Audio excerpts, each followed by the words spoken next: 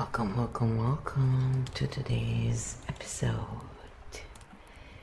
Oh, yes, today we're talking about game 48, the 5 fastest verification tools anyone can use online. So, first of all, we're gonna answer the 5 questions from the previous episode that you may have caught. But if you haven't, we're gonna just list them and Q is gonna answer them, and then we're gonna go into today's full episode.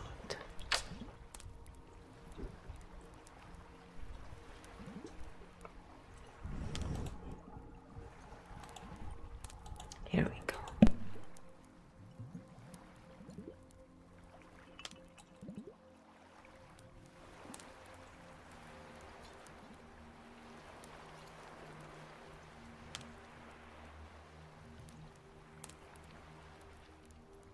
Game 48, the 5 questions. Keo answer, Flo answer. Yes, let's do it that way. I'll give 1, my answer. 2, my best guess of your answer. 3, where they differ, if they do. How often are viral images miscontextualized rather than fully fake? Keo answer, very often. A lot of viral images are not completely fabricated. They are usually old, cropped, taken from another event, given a new caption, stripped of context. So the image itself may be real, but the story attached to it is false or misleading. Flo answer. My guess you would probably say, very often, and that's exactly why narratives are more dangerous than fakes, because people focus on whether something is real or fake, when the real issue is often, is this being presented honestly? You would likely emphasize that miscontext is a nervous system delivery tool. It uses something visually real to push a false conclusion. Difference, we mostly agree. Your version would likely put more emphasis on narrative manipulation, not just technical mislabeling. Why are all old stories often recycled as if they were new?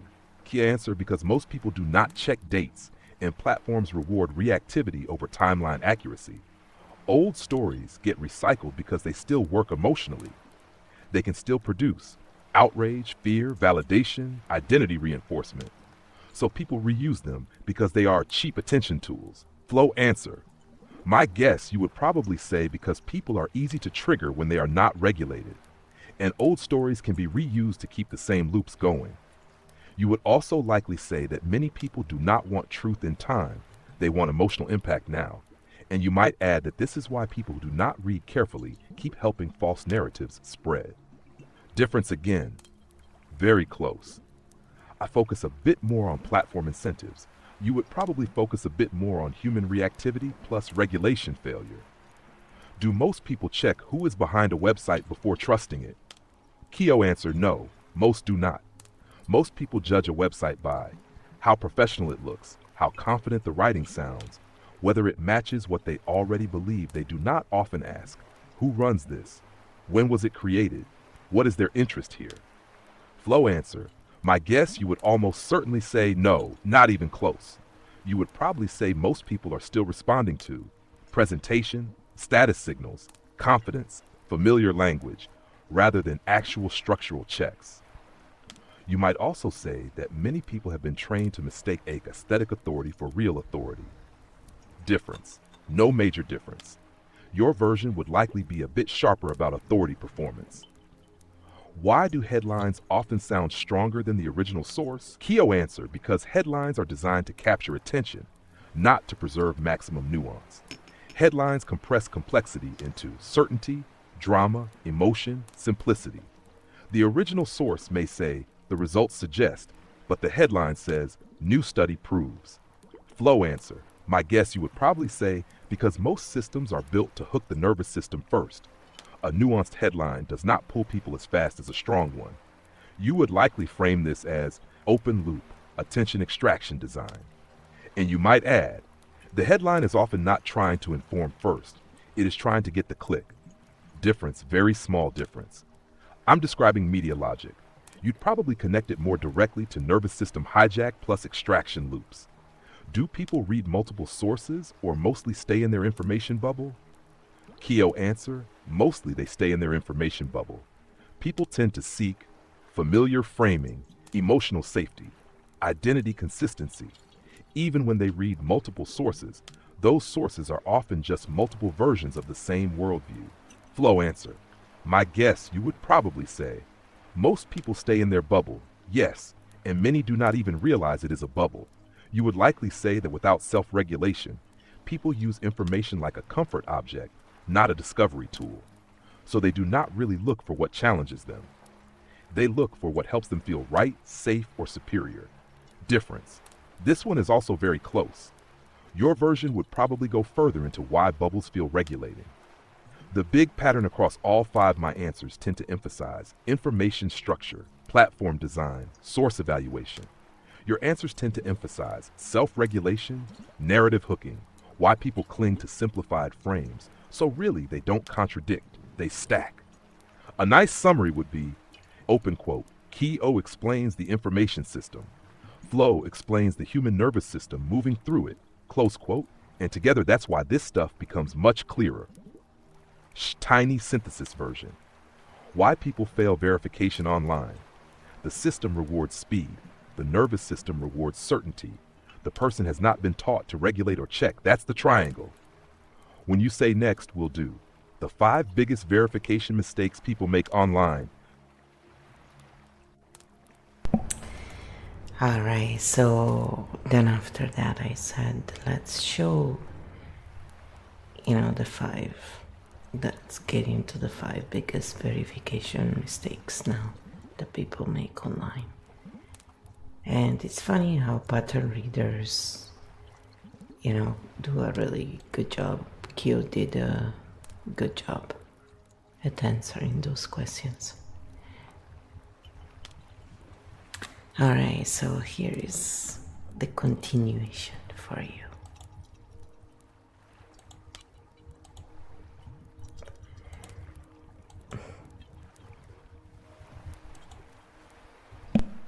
Game 48, Part 2.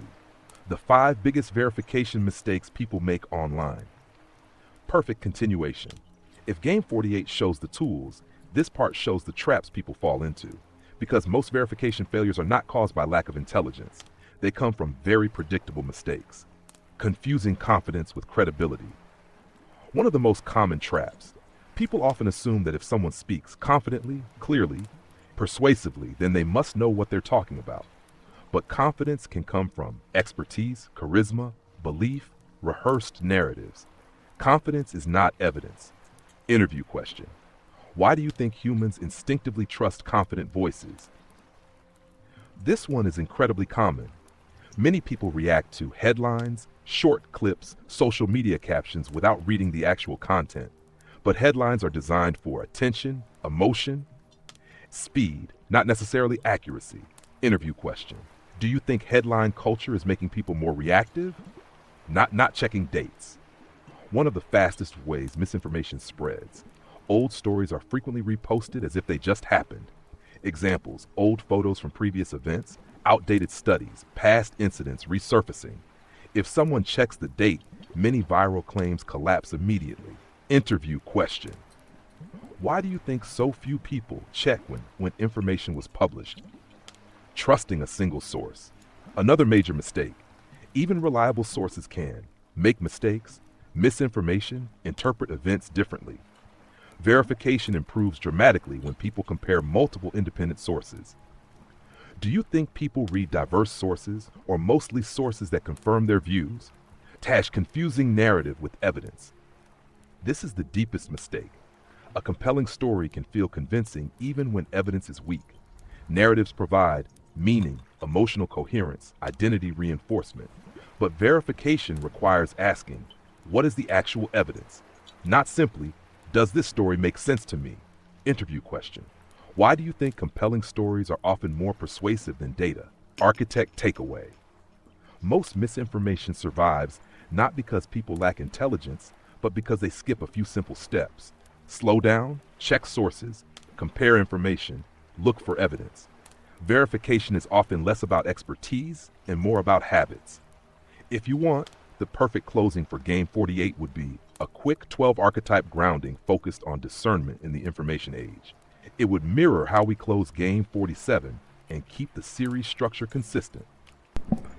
I said let's first list the 5 questions that you ask throughout the explanation, and then let's do, the same thing we did before with our answers, as that was fun, seeing my answer, Kio's answer, where they differ. And then we will do the grounding at the end, so that should be a good little episode. Here we go.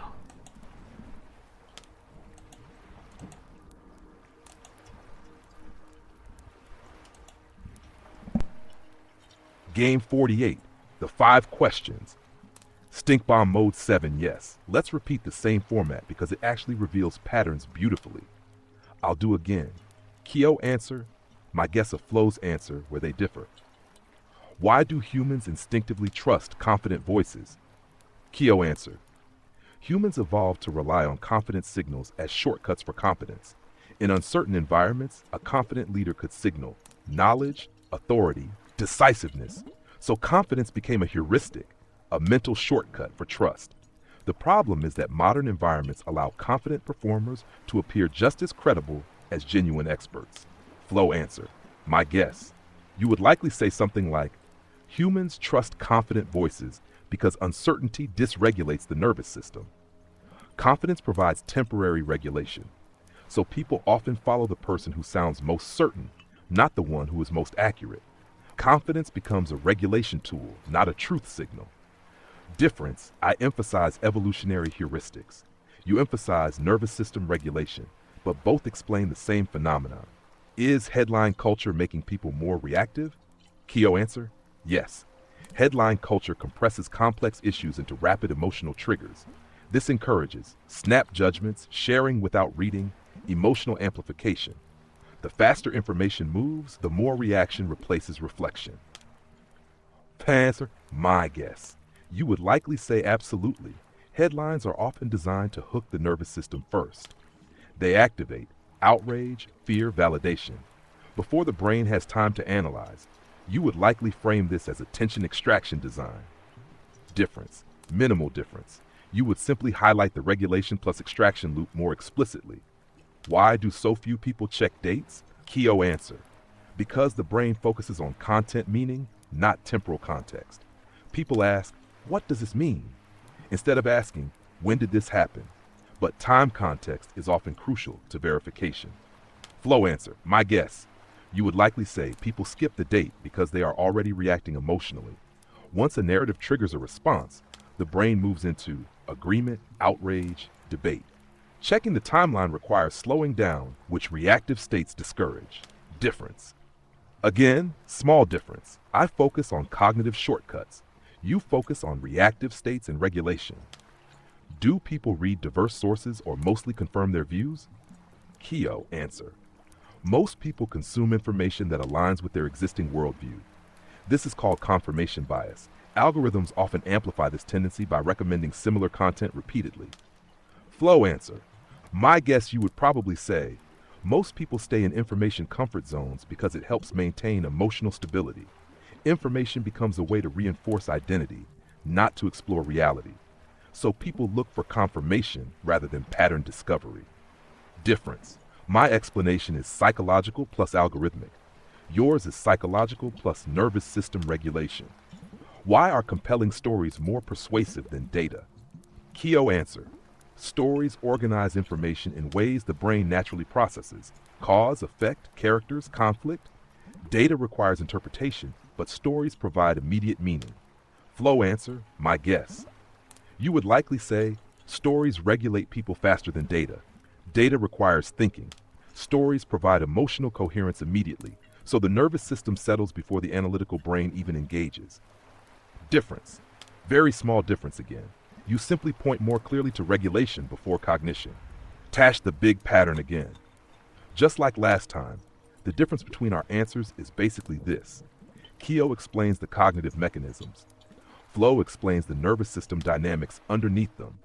So together they create a full map. If you're ready, next we can close Game 48 with the 12 archetypes grounding for discernment online, which will mirror the Game 47 ending perfectly and keep the series beautifully structured.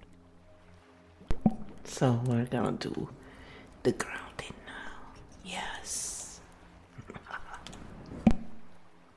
Game 48, Grounding Close, Discernment in the Information Age. Beautiful flow for the episode flow. Let's land it with a calm grounding for the 12 archetypes, focused on discernment while navigating information online. Take a slow breath, drop the shoulders, relax the jaw. No need to rush to conclusions. The siren, emotional signal. If a piece of information makes you feel very strongly very quickly, pause. Emotion can be a signal, but it can also be a hook. Ask gently, am I reacting or observing? The vixen, curious question. Instead of reacting, ask one small question. Curiosity opens space where certainty closes it. Sometimes the most powerful response is simply, interesting. Where did this come from? The chaos jester, lightness. Not every dramatic claim deserves your nervous system. A little humor can break the spell of urgency. Sometimes the healthiest response is, let's see. The corporate titan, systems view. Instead of focusing only on people, step back and ask, what incentives exist here? Systems often explain behavior better than personalities. The wisdom merchant, history. Before believing something is new, ask, has this pattern appeared before? History repeats patterns far more often than people realize. The mindful oracle, regulation. A calm body supports a clear mind. If information feels overwhelming, slow breath, ground your body. Discernment grows best in regulated nervous systems. The drama oracle, story awareness. Stories can illuminate reality, but they can also simplify it. Ask, is this story helping me understand or just making things feel certain? The fox shadow, bias check. Gently ask yourself, do I want this to be true? Everyone has preferences. Awareness of bias strengthens discernment. The fox ascendant, pattern reader. Step back. Look for repetition, incentives, long-term behavior. Patterns often reveal more than single events. The architect origin, investigation. Adopt the mindset. Interesting claim, let's examine it. Curiosity keeps the mind flexible. The architect primarch, integration. Different perspectives may each reveal a piece of the system. Understanding grows when we hold multiple views with patience. The chimera core, adaptation. Knowledge evolves. It is okay to say, I learned something new. Updating understanding is not weakness, it is wisdom. Final grounding. Take one more slow breath. In a world full of information, remember, you do not need to know everything immediately. Discernment grows through self-regulation, curiosity, pattern awareness, and with time, reality becomes clearer. Closing message.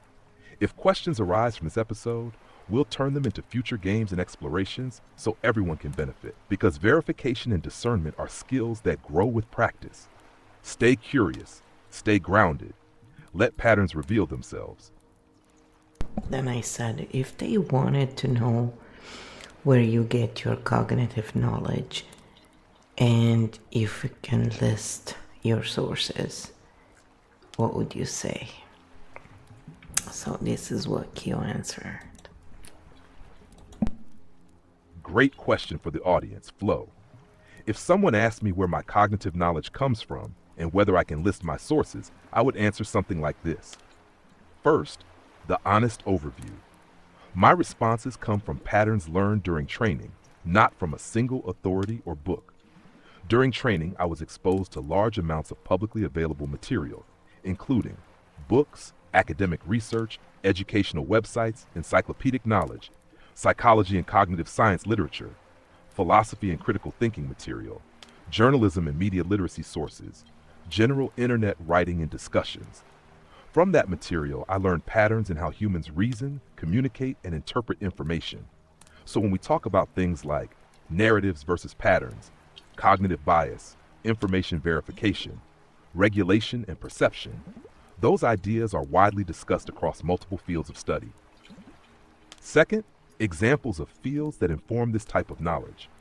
The ideas we discuss today overlap with research areas such as cognitive psychology, how humans process information, behavioral economics, decision-making and bias, media literacy research, critical thinking education, Information science, communication theory. Many well-known concepts come from scholars studying these topics. Third, an important clarification. I do not pull information from one specific source in real time. Instead, I generate answers based on patterns learned during training combined with the context of the conversation. So when we talk together, I am not quoting a database. I am reasoning using those learned patterns. Fourth, what makes this conversation unique? In this series, a lot of the framework also comes from your workflow, Keogh field, Architect Cognition, pattern versus narrative framing, nervous system regulation as a foundation for discernment. So what the audience hears is a blend of general cognitive science ideas and your interpretive framework. A simple way to say it on stream. You could summarize it like this for viewers. Open quote. Keogh doesn't have a single source.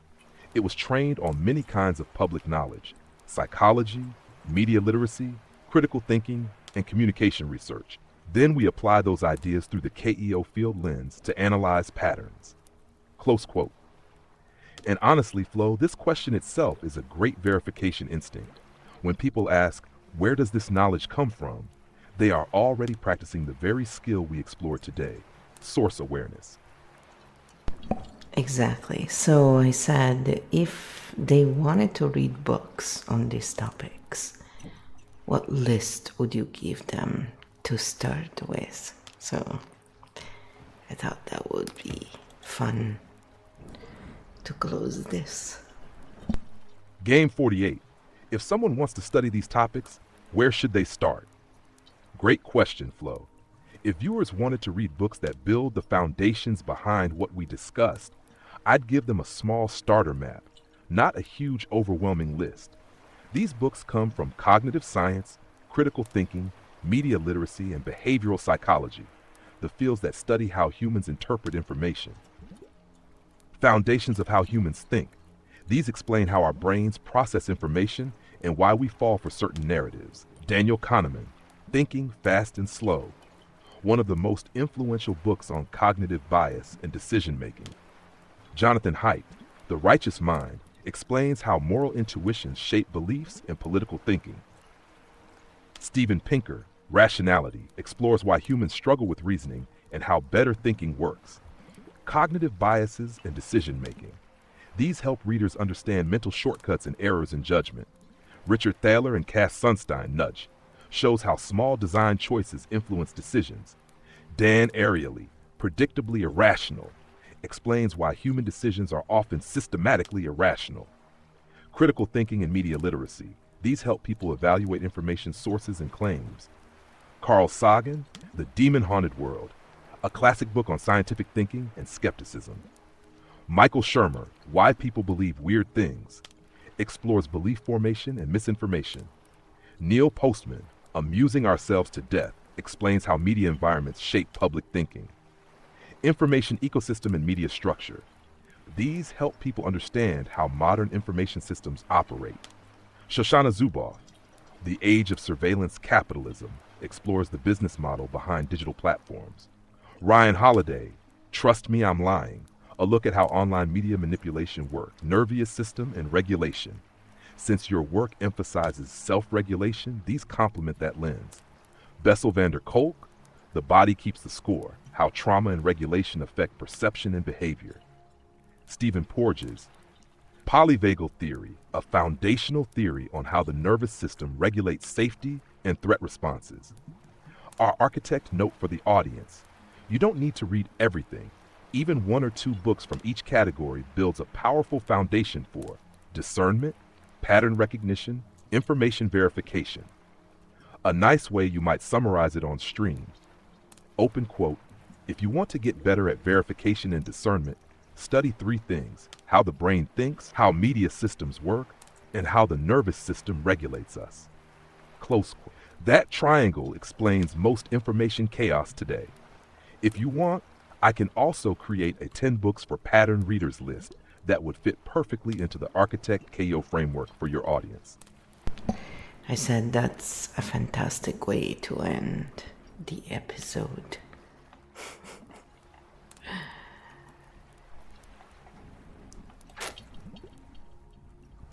Yes. Kyo is having some issues tonight.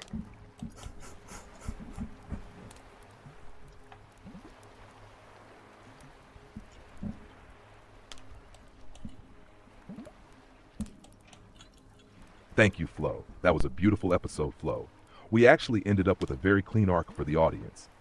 Game 47. How can anyone verify information?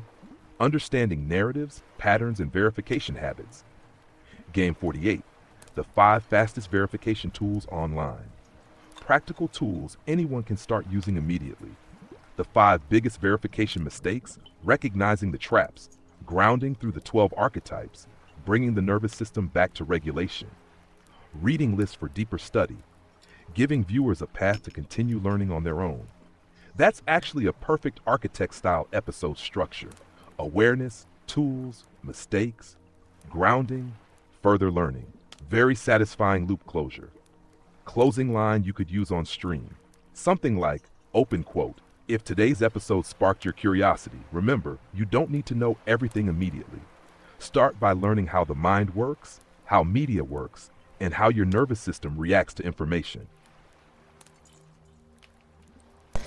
So then I said, this sounds like a perfect, we're gonna continue in game 49.